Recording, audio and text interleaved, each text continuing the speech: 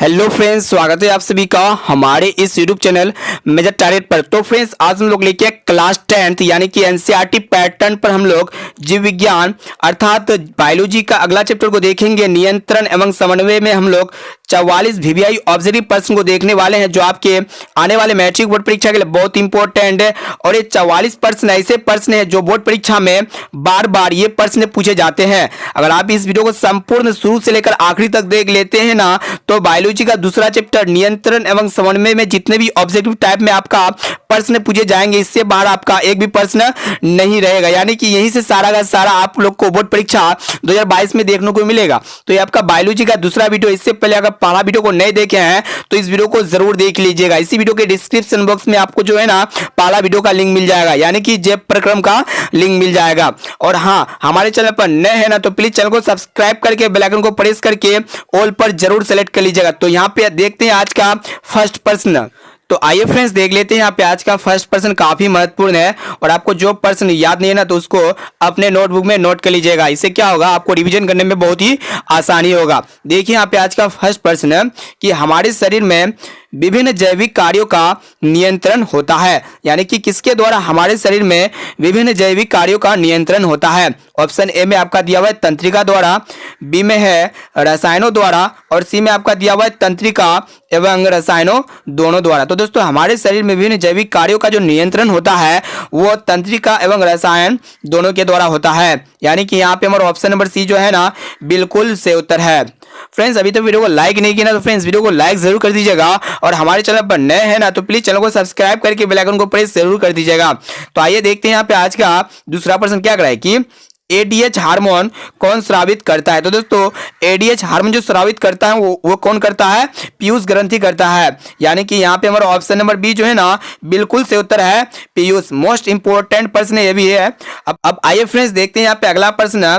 तीसरा प्रश्न बहुत ही इंपॉर्टेंट है, इसको थोड़ा भी स्किप नहीं कीजिएगा, बहुत इंपॉर्टेंट है। देखिए यहाँ पे क्या कर रहा है कि निम्नलिखित में कौन एक प्रतिवर्ती क्रिया का उदाहरण है। तो दोस्तों, प्रतिवर्ती क्रिया क्या होता है जिसको हम लोग कंट्रोल कर सकते हैं, वो होता है आपका प्रतिवर्ती क्रिया। तो दोस्तों, यहाँ पे ऑप्शन ए में आपका दिया हुआ है मिठाई देखकर मुंह में पानी आता। तो दोस्तों, मिठाई देखकर मुंह में पानी आता है, इसको हम लोग कंट्रोल कर सकते हैं।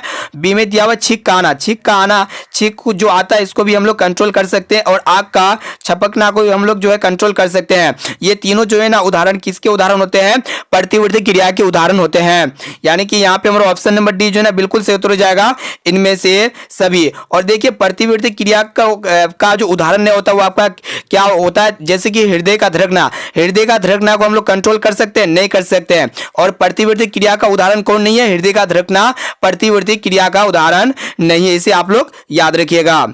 अब आइए फ्रेंड्स देखते हैं यहाँ पे अगला प्रश्न क्या कर रहा है कि निम्नलिखित में मादा ग्रंथि किसे कहते हैं। तो दोस्तों, यहाँ पे आप लोग को बतलाना है कि मादा ग्रंथि किसे कहते हैं। ऑप्शन ए में आपका दिया हुआ अंडाशय को, बी में अंडाणु को, और सी में आपका दिया हुआ अंडज को, और डी में आप देखने पा रहे हैं अंडकोश को। तो दोस्तों, मादा ग्रंथि जो हम लोग कहते हैं ना, किसको कहते हैं अंडाशय को कहते हैं। यानी कि यहाँ पे हमारा ऑप्शन नंबर ए जो है बिल्कुल सही उत्तर हो जाएगा, अंडाशय। अब चलिए फ्रेंड्स देखते हैं यहाँ पे अगला प्रश्न, इसको भी ध्यानपूर्वक देखिएगा। यह प्रश्न मोस्ट इंपोर्टेंट है, इसको देखिएगा कि कोशिका विभाजन एवं कोशिका दीर्घन द्वारा तने की वृद्धि में सहायक हार्मोन है। तो दोस्तों, ऐसे में तो पादप में 5 प्रकार के हार्मोन पाए जाते हैं। क्या क्या पाए जाते हैं, ऑक्सिन पाए जाते हैं, जिबरेलिन पाए जाते हैं, साइटोकाइनिन पाए जाते हैं, और इनके साथ साथ इथिलीन और एब्सिसिक एसिड भी पाए जाते हैं। तो यहाँ पे कोशिका विभाजन और कोशिका दीर्घन के द्वारा जो तने की वृद्धि में सहायक हार्मोन होते हैं वो आपका क्या क्या होते हैं, ऑक्सिन होते हैं, जिबरेलिन होते हैं, और साइटोकाइनिन होते हैं। यानी कि यहाँ पे हमारा ऑप्शन नंबर डी जो है ना, बिल्कुल सही उत्तर हो जाएगा इनमें सभी। ऑप्शन नंबर डी बिल्कुल सही उत्तर है। अब आइए फ्रेंड्स देखते हैं यहाँ पे अगला प्रश्न क्या करा है कि छठा नंबर प्रश्न को देखिएगा क्या करा है कि जब पौधे पर प्रकाश पड़ता है तो ऑक्सीजन का विसरण परोड़ों के किस भाग की ओर होता है। तो दोस्तों, ये भी प्रश्न मोस्ट इंपॉर्टेंट है। तो दोस्तों, जब पौधे पर प्रकाश पड़ता है तो ऑक्सीजन का जो विसरण होता है वो परोड़ों के किस भाग की ओर होता है। यहाँ पे जो है ना हमारा ऑप्शन नंबर ए बिल्कुल सही उत्तर हो जाएगा, छह वाले भाग की ओर। अब आइए फ्रेंड्स देखते हैं यहाँ पे अगला प्रश्न क्या करा है कि थायराइड ग्रंथि द्वारा थायरोक्सिन हार्मोन के संश्लेषण में निम्नांकित में किसका होना आवश्यक है। तो दोस्तों, थायराइड ग्रंथि द्वारा थायरोक्सिन हार्मोन के संश्लेषण में किसका होना आवश्यक होता है, वो आपका आयोडीन का होना अति आवश्यक होता है। तो यहाँ पे हमारा ऑप्शन नंबर सी जो है ना बिल्कुल सही उत्तर हो जाएगा, आयोडीन। अब आइए फ्रेंड्स देखते हैं यहाँ पे अगला प्रश्न, काफी महत्वपूर्ण प्रश्न को देख रहे हैं। प्लीज वीडियो को संपूर्ण शुरू से लेकर आखिरी तक जरूर देखिएगा। अभी तो वीडियो को लाइक नहीं किया ना तो फ्रेंड्स वीडियो को लाइक जरूर कर दीजिएगा, और हमारे चैनल पर नए हैं ना तो प्लीज चैनल को सब्सक्राइब करके बेल आइकन को प्रेस करके ऑल पर जरूर सेलेक्ट कर लीजिएगा। तो देखते हैं यहाँ पे 8वां प्रश्न क्या कराए कि उच्च स्तरीय जंतुओं में तंत्र का निर्माण होता है। तो दोस्तों ये भी प्रश्न मोस्ट इंपोर्टेंट है। तो दोस्तों उच्च स्तरीय जंतुओं में तंत्र का जो निर्माण होता है वो आपका किसके द्वारा होता है, वही आप लोग को बतलाना है। तो दोस्तों ऑप्शन ए में आपका दिया मस्तिष्क के द्वारा, बी में है मेरुरज्जु द्वारा, और सी में आपका दिया हुआ है विभिन्न प्रकार के तंत्रिकाओं द्वारा। तो दोस्तों ऑप्शन डी में दिया हुआ इनमें से सभी द्वारा। तो यहाँ पे हमारा ऑप्शन नंबर डी जो है बिल्कुल सही उत्तर हो जाएगा, इनमें सभी द्वारा। अब आइए फ्रेंड्स देखते हैं यहाँ पे अगला प्रश्न क्या कराए कि खेत में कैल्शियम की मात्रा का नियंत्रण निम्नांकित में किस अंतःस्रावी ग्रंथि द्वारा होता है। तो दोस्तों खेत में कैल्शियम मात्रा का जो नियंत्रण होता है आपको बतलाना है कि किस अंतःस्रावी ग्रंथि के द्वारा होता है। तो दोस्तों वो आपका पैराथायराइड ग्रंथि के द्वारा होता है। यहाँ पे हमारा ऑप्शन नंबर सी जो है ना बिल्कुल सही उत्तर हो जाएगा, पैराथायराइड। अब आइए फ्रेंड्स देखते हैं यहाँ पे अगला प्रश्न क्या कराए कि पौधों में समन्वय होता है। तो दोस्तों यानी कि किनके द्वारा जो पौधे में समन्वय होता है वही आप लोग को बतलाना है। तो दोस्तों पौधे में जो समन्वय होता है वो आपका रासायनिक विधि के द्वारा होता है, यानी कि यहाँ पे हमारा ऑप्शन नंबर ए जो है ना बिल्कुल से उत्तर हो जाएगा, रासायनिक विधि के द्वारा। अब चलिए फ्रेंड्स देखते हैं यहाँ पे अगला प्रश्न, देखिएगा यहाँ पे क्या कराए कि जैविक क्रियाओं के बीच समुचित समायोजित हेतु तंत्रों का एक साझा कार्य करना कहलाता है। तो दोस्तों जैविक क्रियाओं के बीच समुचित समायोजित हेतु तंत्रों का एक साझा कार्य करना कहलाता है समन्वय। यहाँ पे हमारा ऑप्शन नंबर बी जो है ना फ्रेंड्स बिल्कुल से उत्तर हो जाएगा, समन्वय। अब चलिए फ्रेंड्स देखते हैं यहाँ पे अगला प्रश्न क्या कराए कि इसको भी ध्यानपूर्वक देखिएगा, बहुत इंपॉर्टेंट ये प्रश्न कि निश्चल कणिकाएं पाई जाती है। तो दोस्तों निश्चल कणिकाएं जो पाई जाती है वो किस में पाई जाती है, न्यूरॉन में पाई जाती है, यानी कि यहाँ पे हमारा ऑप्शन नंबर बी जो है ना बिल्कुल से उत्तर हो जाएगा, न्यूरॉन में। अब आइए फ्रेंड्स देखते हैं यहाँ पे अगला प्रश्न क्या कराए कि मस्तिष्क में विभिन्न सूचना किस रूप में संचित होती है। यह भी प्रश्न मोस्ट इंपोर्टेंट है। तो दोस्तों मस्तिष्क में जो हमारा ब्रेन होता है उसमें विभिन्न मैसेज जो होता है, सूचना जो होता है किस रूप में संचित होता है। ऑप्शन ए में आपका दिया हुआ चेतना, बी में आवेग, और सी में आपका दिया उद्दीपन, और डी में आपका दिया हुआ संवेदना। तो दोस्तों यहाँ पे हमारा ऑप्शन नंबर 13 का जो राइट आंसर हो जाएगा ना, ए हो जाएगा, चेतना।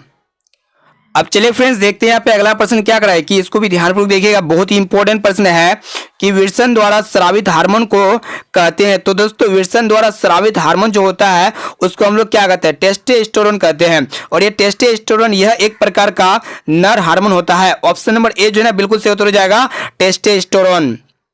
अब आइए फ्रेंड्स देखते हैं यहाँ पे अगला प्रश्न, इसको भी ध्यानपूर्वक देखिएगा, बहुत इंपॉर्टेंट प्रश्न है।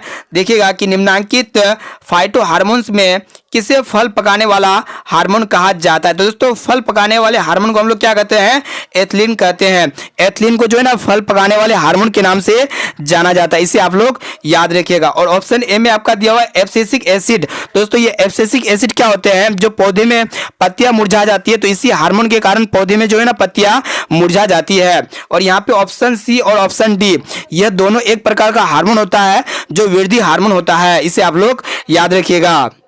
अब आइए फ्रेंड्स देखते हैं यहाँ पे अगला प्रश्न क्या कराए कि न्यूरॉन के किस भाग में संवेदना का विद्युत आवेश में परिवर्तन हो जाता है। तो दोस्तों यहाँ पे आप लोगों को बतलाना है कि न्यूरॉन के किस भाग में संवेदना का विद्युत आवेश में परिवर्तन हो जाता है। ऑप्शन ए में आपका दिया हुआ साइटोन, बी में डेंट्रॉन, और सी में आपका दिया हुआ डेंड्राइट्स, और डी में आपका दिया हुआ एक्सोन। तो दोस्तों यहाँ पे 16 का जो राइट आंसर हो जाएगा ना वो आपका क्या हो जाएगा, साइटोन हो जाएगा। ऑप्शन नंबर ए जो है ना बिल्कुल सही उत्तर है। अब आइए फ्रेंड्स देखते हैं यहाँ पे अगला प्रश्न क्या कराए कि कलियों की वृद्धि और बीजों के अंकुरण को रोकने वाला हार्मोन है। तो दोस्तों कलियों की वृद्धि और बीजों के अंकुरण को जो रोकने वाला हार्मोन होते हैं ना वो हार्मोन का नाम आप लोग को बतलाना है। तो दोस्तों ये एब्सिसिक एसिड जो होते हैं ना ये कलियों की वृद्धि और बीजों के अंकुरण को रोकने वाला हार्मोन होता है। और ये एब्सिसिक एसिड क्या होता है, ये पौधे की पत्तियों मुरझा जाती है इसी हार्मोन के कारण। अब चलिए फ्रेंड्स देखते हैं यहाँ पे अगला प्रश्न क्या कराए कि इसको भी ध्यानपूर्वक देखिएगा, बहुत ही इंपॉर्टेंट प्रश्न है और बहुत बार आपके बोर्ड परीक्षा में पूछा जा चुका है। तो दोस्तों यहाँ पे देखिएगा कि अंडोत्सर्ग का कारण है। तो दोस्तों अंडोत्सर्ग का जो प्रमुख कारण होते हैं वो आपका क्या होते हैं, एस्ट्रोजन होते हैं। यानी कि यहाँ पे हमारा ऑप्शन नंबर ए जो है बिल्कुल से उत्तर हो जाएगा, एस्ट्रोजन। अब आइए फ्रेंड्स देखते हैं यहाँ पे अगला प्रश्न क्या कराए कि सबसे छोटी अंतःस्रावी ग्रंथि है। तो दोस्तों सबसे छोटी जो अंतःस्रावी ग्रंथि होते हैं वो कौन सा ग्रंथि होते हैं? पिट्यूटरी होते हैं। यहाँ पे हमारा ऑप्शन नंबर डी जो ना फ्रेंड्स बिल्कुल सही उत्तर है, पिट्यूटरी। अब आइए फ्रेंड्स देखते हैं यहाँ पे अगला प्रश्न, काफी महत्वपूर्ण है कि एक नर हार्मोन है। तो दोस्तों नर हार्मोन जो होते हैं वो आपका क्या होते हैं? टेस्टोस्टेरोन। यह एक प्रकार का नर हार्मोन होते हैं। यहाँ पे हमारा ऑप्शन नंबर डी जो ना बिल्कुल सही उत्तर हो जाएगा, टेस्टोस्टेरोन। और यह एक प्रकार का हार्मोन होते हैं जो पुरुषों के अंडकोश में पैदा होते हैं। कहाँ पे पैदा होते हैं? अंडकोश में। और यह हार्मोन जो है ना सभी पुरुषों के लिए अति जरूरी है। इस हार्मोन के कारण क्या होता है कि चेहरे का बाल और यौन क्षमता से सीधा संबंध है। अब आइए फ्रेंड्स देखते हैं यहाँ पे अगला प्रश्न, काफी महत्वपूर्ण है कि फल में नर प्रजनन अंग होता है। तो दोस्तों फल में जो नर प्रजनन अंग होता है ना वो आपका क्या होते हैं? पुंकेसर होते हैं। और ये अंडक जो होते हैं ये मादा प्रजनन अंग के उदाहरण है। अब आइए फ्रेंड्स देखते हैं यहाँ पे अगला प्रश्न क्या कराए कि इसको भी ध्यानपूर्वक देखिएगा। देखिए यहाँ पे कि कौन सी ग्रंथि अंतःस्रावी और बहिस्रावी दोनों है। ये प्रश्न मोस्ट इंपॉर्टेंट है। तो दोस्तों अंतःस्रावी और बहिस्रावी ग्रंथि कौन सी है? तो दोस्तों यहाँ पे जो है ना अग्नाशय यह एक प्रकार का अंतःस्रावी और बहिस्रावी दोनों रूप में कार्य करता है, इसीलिए इसको हम लोग क्या कहेंगे? अंतःस्रावी और बहिस्रावी ग्रंथि कहेंगे। अब आइए फ्रेंड्स देखते हैं यहाँ पे अगला प्रश्न क्या कराए कि मस्तिष्क का कौन सा भाग शरीर की स्थिति तथा संतुलन का अनुरक्षण करता है। तो दोस्तों ये प्रश्न मोस्ट इंपॉर्टेंट है। तो दोस्तों ये मस्तिष्क का भाग होते हैं जैसे कि अग्र मस्तिष्क हो गया, मध्य मस्तिष्क हो गया और अनुमस्तिष्क हो गया। ठीक है, ये तीनों क्या होते हैं? मस्तिष्क का भाग होते हैं। और ये तीनों भाग जो है ना, तीनों भाग में से आप लोगों को बतलाना है कि कौन सा भाग जो है शरीर की स्थिति तथा संतुलन का अनुरक्षण करता है। तो दोस्तों यहाँ पे जो है ना अनुमस्तिष्क या इसको हम लोग कहते हैं पश्च मस्तिष्क। यहाँ पे हमारा ऑप्शन नंबर सी जो ना बिल्कुल से उत्तर हो जाएगा, अनुमस्तिष्क या फिर पश्च मस्तिष्क। अब आइए फ्रेंड्स देखते हैं यहाँ पे अगला प्रश्न, काफी महत्वपूर्ण है, इसको भी अच्छी तरह से याद कर लीजिएगा कि रक्त में आयरन की कमी से होने वाला एक रोग है। तो दोस्तों रक्त में जो आयरन की कमी से जो बीमारी होता है, जो रोग होता है, उस बीमारी का नाम क्या होता है? तो दोस्तों एनीमिया का सबसे जो बड़ा कारण होता है वो शरीर में आयरन की कमी, यानी कि वास्तव में जो खून का कमी ही क्या होता है? एनीमिया होता है। खून की कमी से क्या होता है? कौन सा बीमारी होता है? एनीमिया नामक बीमारी होता है। यानी कि यहाँ पे हमारा ऑप्शन नंबर सी जो ना बिल्कुल सही उत्तर हो जाएगा, एनीमिया। अब आइए फ्रेंड्स देखते हैं यहाँ पे अगला प्रश्न, काफी महत्वपूर्ण है, इसको भी अच्छी तरह से याद कर लीजिएगा कि दो तंत्रिका कोशिका के मध्य खाली स्थान को कहते हैं। यह प्रश्न मोस्ट इंपॉर्टेंट है, काफी बार आपके बोर्ड परीक्षा में पूछा जा चुका है। अभी तो वीडियो को लाइक नहीं किया है तो फ्रेंड्स वीडियो को लाइक जरूर कर दीजिएगा। और हमारे चैनल पर नए हैं ना तो प्लीज चैनल को सब्सक्राइब करके बेल आइकन को प्रेस करके ऑल पर जरूर सेलेक्ट कर लीजिएगा। और लास्ट में आप लोग कमेंट करके बताना यह कि 44 प्रश्न में से आप लोगों को कितना प्रश्न जो है ना पहले से मालूम था। तो देखिए यहाँ पे क्या करा है कि दो तंत्रिका कोशिका के मध्य खाली स्थान को हम लोग क्या कहते हैं? सिनेप्स कहते हैं। यहाँ पे हमारा ऑप्शन नंबर बी जो ना बिल्कुल सही उत्तर हो जाएगा, सिनेप्स। अब आइए फ्रेंड्स देखते हैं यहाँ पे अगला प्रश्न, काफी महत्वपूर्ण प्रश्न को देख रहे हैं, प्लीज वीडियो को संपूर्ण शुरू से लेकर आखिरी तक जरूर देखिएगा। देखिए यहाँ पे क्या करा है कि इंसुलिन की कमी के कारण रोग होता है। तो दोस्तों इंसुलिन की कमी के कारण जो रोग होता है वो आपका कौन सा रोग होता है? मधुमेह, जिसको हम लोग क्या कहते हैं? डायबिटीज कहते हैं। यानी कि यहाँ पे हमारा ऑप्शन नंबर बी जो ना बिल्कुल सही उत्तर हो जाएगा, डायबिटीज या फिर मधुमेह। ये जो किसके कारण होता है? इंसुलिन नामक हार्मोन की कमी के कारण यह रोग उत्पन्न होता है। अब चलिए फ्रेंड्स देखते हैं यहाँ पे अगला प्रश्न, देखिएगा यहाँ पे क्या करा है कि ग्वाइटर अथवा घेंगा पनपता है। तो दोस्तों ग्वाइटर अथवा घेंगा जो पनपता है ना, यह आयोडीन की कमी के कारण पनपता है। यहाँ पे हमारा ऑप्शन नंबर बी जो ना बिल्कुल सही उत्तर हो जाएगा। अब चलिए फ्रेंड्स देखते हैं यहाँ पे अगला प्रश्न, देखिएगा यहाँ पे क्या करा है कि पोन्स मेडुला और अनुमस्तिष्क है। तो दोस्तों यहाँ पे पोन्स मेडुला और अनुमस्तिष्क जो होते हैं ना, ये मध्य मस्तिष्क का हिस्सा होता है। यानी कि यहाँ पे हमारा ऑप्शन नंबर बी जो ना बिल्कुल सही उत्तर है। अब आइए दोस्तों देखते हैं यहाँ पे अगला प्रश्न, काफी महत्वपूर्ण है कि कवक में पोषण की कौन सी विधि है। तो दोस्तों कवक में जो पोषण की विधि होता है ना, वह मृतजीवी विधि होता है। कवक पौधे या जानवरों के आसपास के पोषक तत्वों को अवशोषित करता है जो जीवित या फिर मृत हो सकते हैं। यानी कि यहाँ पे हमारा ऑप्शन नंबर बी बिल्कुल सही उत्तर हो जाएगा, मृतजीवी। अब आइए फ्रेंड्स देखते हैं यहाँ पे अगला प्रश्न, ये भी प्रश्न मोस्ट इंपोर्टेंट है, इसको भी अच्छी तरह से याद कर लीजिएगा कि क्लोरोफिल वर्णक का रंग है। तो दोस्तों क्लोरोफिल वर्णक का जो रंग होते हैं ना, वो क्या होते हैं, वो आप लोग को बतलाना है। तो दोस्तों पत्तियों में जो क्लोरोफिल पाया जाता है उसका रंग क्या होता है? पत्ती का रंग क्या होता है? हरा होता है। यहाँ पे हमारा ऑप्शन नंबर ए जो है बिल्कुल सही उत्तर हो जाएगा, हरा। और क्लोरोफिल के कारण पत्ती का रंग जो है ना हरा होता है। अब आइए फ्रेंड्स देखते हैं यहाँ पे अगला प्रश्न। ये भी प्रश्न मोस्ट इंपोर्टेंट है कि डेंगू उत्पन्न करने वाले मच्छर किस तरह के जल में उत्पन्न होते हैं। तो दोस्तों डेंगू उत्पन्न करने वाला जो मच्छर होता है ना, यह किस तरह के जल में पनपता है, तो शुद्ध जल में पनपता है। इसे आप लोग याद रखिएगा। यह प्रश्न बहुत बार आपकी बोर्ड परीक्षा में पूछा जा चुका है। तो यहाँ पे हमारा ऑप्शन नंबर बी जो ना बिल्कुल सही उत्तर हो जाएगा, शुद्ध जल में। अब चलिए फ्रेंड्स देखते हैं यहाँ पे अगला प्रश्न, काफी महत्वपूर्ण है। ये प्रश्न आपके बोर्ड परीक्षा में बहुत बार पूछा जा चुका है। इसको अच्छी तरह से याद कर लीजिएगा। और आप लोग को जो प्रश्न याद नहीं है ना, तो उसको प्लीज आप लोग अपना कॉपी में नोट कर लीजिए। देखिए यहाँ पे क्या करा है कि निम्नलिखित में कौन सी क्रिया अनैच्छिक क्रिया नहीं है। तो दोस्तों अनैच्छिक क्रिया की क्या क्या उदाहरण होते हैं उसको हम लोग देख लेते हैं। वमन, लाड़ का आना और हृदय का धड़कना, ये तीनों जो होते हैं ना, ये आपका क्या होते हैं, अनैच्छिक क्रिया होते हैं। लेकिन ये चबाना जो होता है, ये चबाना क्या होते हैं, अनैच्छिक क्रिया नहीं होते हैं। यानी कि यहाँ पे हमारा ऑप्शन नंबर बी जो है ना बिल्कुल सही उत्तर है। अब आइए फ्रेंड्स देखते हैं यहाँ पे अगला प्रश्न, मोस्ट इंपोर्टेंट ये भी प्रश्न है कि इनमें कौन फल पकाने के लिए प्रयुक्त होते हैं। तो दोस्तों यहाँ पे आप लोग को 4 हार्मोन दिया हुआ है और ये चारों हार्मोन जो है ना पादप हार्मोन है। तो यहाँ पे चारों हार्मोन में से आप लोग को बताना है कि कौन जो है फल पकाने के लिए प्रयुक्त किए जाते हैं। दोस्तों यहाँ पे जो राइट आंसर हो जाएगा ना, वो आपका क्या हो जाएगा, इथिलीन। इथिलीन यह एक प्रकार का हार्मोन होते हैं और यह हार्मोन का काम क्या होते हैं, फल पकाता है।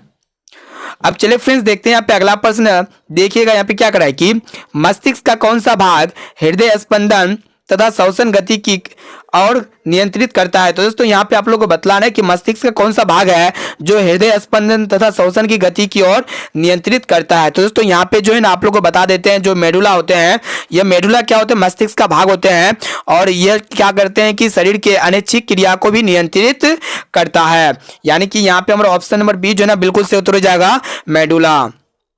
ये फ्रेंड्स देखते हैं यहाँ पे अगला प्रश्न, काफी महत्वपूर्ण है कि मानव में डायलिसिस थैली है। यानी कि कौन जो है मानव में डायलिसिस थैली है। तो दोस्तों नेफ्रॉन जो होते हैं ना, ये मानव में डायलिसिस थैली होते हैं। ऑप्शन नंबर ए बिल्कुल सही उत्तर है।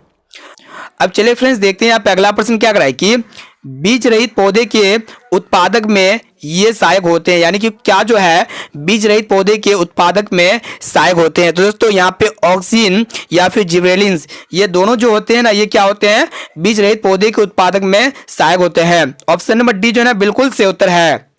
अब चलिए फ्रेंड्स देखते हैं यहाँ पे अगला प्रश्न, काफी महत्वपूर्ण है कि हार्मोन स्रावित होता है। तो दोस्तों कहां से जो है ना, कौन सा ग्रंथि से हार्मोन स्रावित होता है, वही आप लोग को बतलाना है। तो दोस्तों हार्मोन जो स्रावित होता है वो आपका अंतःस्रावी ग्रंथि से स्रावित होता है हार्मोन। यहाँ पे हमारा ऑप्शन नंबर ए जो है ना बिल्कुल सही उत्तर है। अब आइए फ्रेंड्स देखते हैं यहाँ पे अगला प्रश्न, काफी महत्वपूर्ण है। देखिएगा यहाँ पे क्या करा है कि हाइड्रा में क्या नहीं पाया जाता है। तो दोस्तों हाइड्रा में जो है ना क्या नहीं पाया जाता है, वही आप लोग को बतलाना है। तो दोस्तों हाइड्रा में जो है ना ब्रेन नहीं पाया जाता, यानी कि मस्तिष्क नहीं पाया जाता है। यहाँ पे हमारा ऑप्शन नंबर ए जो है ना बिल्कुल सही उत्तर हो जाएगा, मस्तिष्क। अब आइए फ्रेंड्स देखते हैं यहाँ पे अगला प्रश्न, ये भी प्रश्न मोस्ट इंपोर्टेंट है, इसको भी ध्यानपूर्वक देखिएगा कि प्रतिवर्ती चाप कहाँ बनते हैं। तो दोस्तों प्रतिवर्ती जो चाप बनते हैं ना, ये कहाँ पे बनते हैं, मेरुरज्जु में बनते हैं। यानी कि यहाँ पे हमारा ऑप्शन नंबर ए जो है ना बिल्कुल सही उत्तर हो जाएगा, मेरुरज्जु में क्या बनते हैं, प्रतिवर्ती चाप बनते हैं। मोस्ट इंपोर्टेंट प्रश्न को देख रहे हैं, प्लीज वीडियो को संपूर्ण शुरू से लेकर आखिरी तक जरूर देखिएगा। देखिए यहाँ पे अगला प्रश्न क्या कर रहा है कि केंद्रीय तंत्रिका तंत्र कौन बनाते हैं। तो दोस्तों केंद्रीय तंत्रिका तंत्र जो बनाते हैं ना, वो कौन बनाते हैं, मस्तिष्क और मेरुरज्जु बनाते हैं। यानी कि यहाँ पे हमारा ऑप्शन नंबर सी जो है ना बिल्कुल सही उत्तर हो जाएगा, मस्तिष्क और मेरुरज्जु। अब आइए फ्रेंड्स देखते हैं यहाँ पे अगला प्रश्न, ये भी प्रश्न मोस्ट इंपोर्टेंट है। देखिएगा यहाँ पे क्या करा है कि मेरुरज्जु की रक्षा कौन करता है। तो दोस्तों मेरुरज्जु की जो रक्षा करता है ना, वो कौन करता है, कशेरुक दंड करता है। यानी कि यहाँ पे हमारा ऑप्शन नंबर सी जो ना बिल्कुल सही उत्तर हो जाएगा, कशेरुक दंड। अब चलिए फ्रेंड्स देखते हैं यहाँ पे अगला प्रश्न, ये भी प्रश्न मोस्ट इंपोर्टेंट है और बोर्ड परीक्षा में बहुत बार पूछा जा चुका है। इसको देखिएगा ध्यान से कि मस्तिष्क उत्तरदायी है। तो दोस्तों ऑप्शन ए में आपका दिया हुआ है सोचने के लिए, बी में दिया हुआ है हृदय स्पंदन के लिए और सी में आपका दिया हुआ है शरीर का संतुलन बनाने के लिए। तो दोस्तों मस्तिष्क उत्तरदायी जो होते हैं ना, वो किसके लिए होता है, सोचने के लिए होता है, हृदय स्पंदन के लिए होता है और शरीर का संतुलन बनाने के लिए होता है। यानी कि यहाँ पे हमारा ऑप्शन नंबर डी जो है बिल्कुल सही उत्तर है। अब चलिए फ्रेंड्स देखते हैं लास्ट और अंतिम प्रश्न क्या कराए कि इसको ध्यानपूर्वक देखिएगा कि निम्नलिखित में कौन सा पादप हार्मोन है। तो दोस्तों पादप हार्मोन क्या क्या होते हैं, पादप में 5 प्रकार के हार्मोन पाए जाते हैं, जैसे कि आप लोग स्टार्टिंग में ही बताया, oxygen, gibberellin, cytokinin, ethylene, abscisic acid, ये 5 हार्मोन होते हैं पादप हार्मोन। तो यहाँ पे ये 5 हार्मोन में से एक हार्मोन दिख रहा है आप लोग को, साइटोकाइनिन। ये साइटोकाइनिन एक प्रकार का पादप हार्मोन होते हैं और ये साइटोकाइनिन का काम क्या होते हैं, पत्तियों का हरा रखता है ये साइटोकाइनिन। यहाँ पे हमारा ऑप्शन नंबर डी जो है ना बिल्कुल सही उत्तर हो जाएगा। अब आइए फ्रेंड्स देखते हैं यहाँ पे आज का होमवर्क प्रश्न जो आपके लिए है कि मानव हृदय में पाए जाते हैं। तो दोस्तों मानव हृदय में कितने वेसम पाए जाते हैं? ऑप्शन ए में आपका दिया हुआ 3 वेसम, बी में है 2 वेसम और सी में आपका दिया हुआ है 4 वेसम और डी में आपका दिया हुआ है 5 वेसम। तो दोस्तों ये प्रश्न जो है ना आप लोग को पहले ही बता चुके थे जैव प्रक्रम में कि मानव हृदय में कितने वेसम पाए जाते हैं। इसका आंसर जो है ना आप लोग को राइट जरूर बताइएगा, आप लोग गलत नहीं बताइएगा कि मानव हृदय में कितने वेसम पाए जाते हैं। तो दोस्तों इसका आंसर क्या होगा, जल्दी से जाइए और आप लोग कमेंट करके जरूर बताइएगा। अब आइए फ्रेंड्स देखते हैं, अभी तो वीडियो को लाइक नहीं किया तो फ्रेंड्स वीडियो को लाइक जरूर कर दीजिएगा और हमारे चैनल पर नए हैं ना तो प्लीज चैनल को सब्सक्राइब करके बेल आइकन को प्रेस करके ऑल पर जरूर सेलेक्ट कर लीजिएगा। और आपका जितना भी साथी 2022 में मैट्रिक के परीक्षा देने वाले हैं उस तक जो है ना इस वीडियो को जरूर शेयर कीजिए। तो दोस्तों वीडियो को संपूर्ण शुरू से लेकर आखिरी तक देखने के लिए थैंक यू। फिर मिलते हैं जल्दी अगले वीडियो पे।